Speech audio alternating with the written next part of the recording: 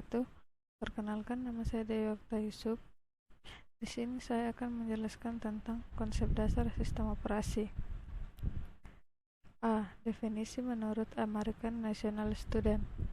Sistem operasi adalah software yang mengontrol eksekusi program komputer dan dilengkapi dengan penjadwalan, penelusuran kesalahan, pengendalian input-output, akunting, komplikasi, penyimpangan, manajemen data, dan layanan hubungan.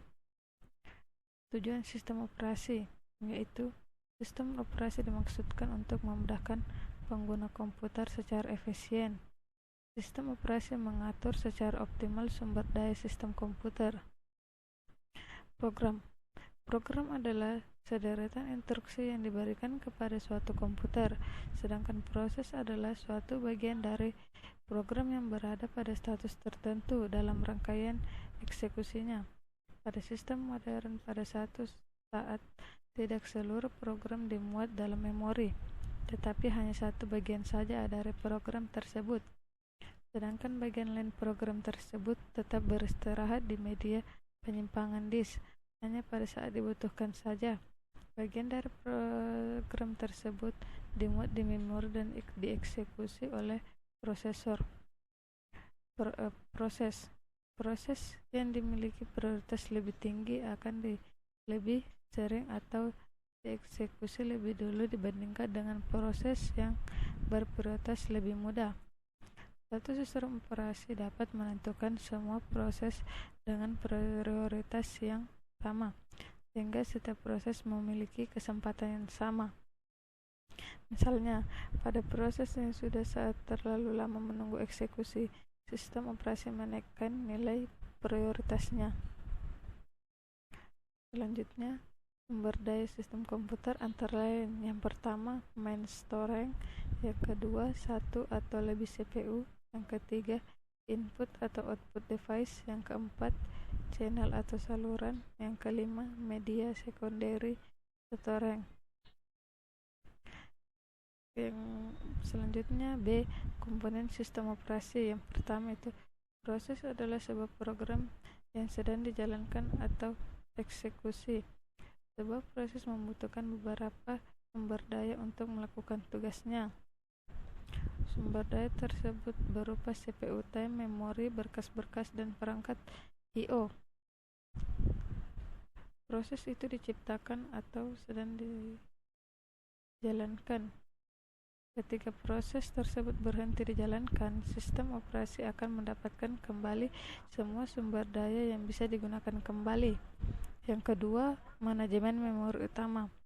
Memori utama atau lebih dikenal dengan sebagai memori adalah sebuah array yang besar dari word atau bit yang ukurannya mencapai ratusan, ribuan, dan bahkan jutaan. Memori berfungsi sebagai tempat atau penyimpangan instruksi data, yang akses datanya digunakan oleh CPU dan perangkat input-output. Memori termasuk tempat penyimpangan data. Yang ketiga, manajemen berkas, yaitu kumpulan informasi yang berhubungan sesuai dengan tujuan pembuat berkas tersebut. Sistem operasi mengimplementasikan konsep abstrak dari berkas dengan mengatur media penyimpangan massa, misalnya tapes dan disk. Yang keempat, manajemen input-output, sering juga disebut dengan device manager, di mana menyediakan device driver yang umum sehingga sistem I/O dapat seragam atau membuka, membaca, menulis, menutup. Contohnya itu untuk membaca berkas pada perangkat keras, yaitu CD-ROM dan floppy disk. Kelima, manajemen penyimpangan sekunder, yaitu bersifat sementara dan kapasitasnya terlalu kecil. Untuk menyimpan semua data dan program secara permanen, komputer harus menyediakan penyimpanan sekunder untuk dijadikan backup memori utama. Contohnya itu hard disk disket, dan lain-lain. Yang keenam, jaringan. Sistem terdistribusi adalah kumpulan prosesor yang tidak berbagi memori atau clock, di mana setiap prosesor memiliki memori lokal masing-masing. Ketujuh, sistem proteksi. Proteksi berkenaan dengan mekanisme untuk mengontrol akses yang dilakukan oleh program, prosesor, pengguna sistem maupun pengguna sumber daya. Yang kedelapan, command interpreter system. Sistem operasi menunggu untuk dari pengguna atau command driven. Program yang membaca instruksi dan mengartikan kontrol statement atau keinginan pengguna umumnya disebut control card interpreter, command line interpreter, Unix shell. Selanjutnya itu C, struktur sistem operasi. Yang pertama, struktur sederhana, dimulai dengan sistem yang kecil, sederhana dan terbatas, kemudian berkembang secara cakupan original.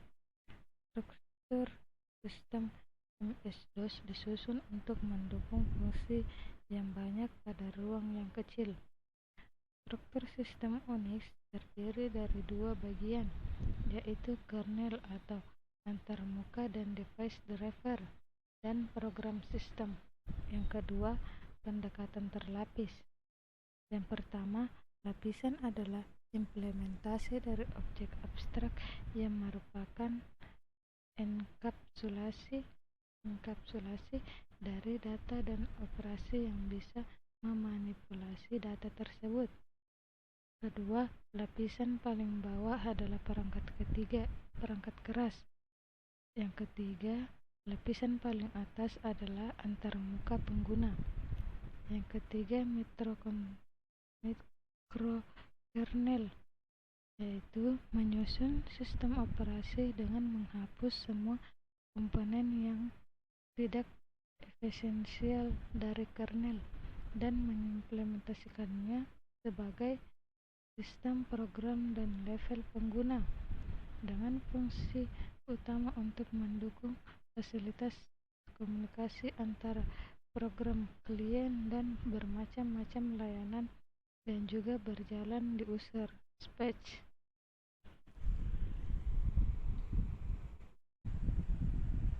Itulah tadi materi presentasi yang saya bawakan.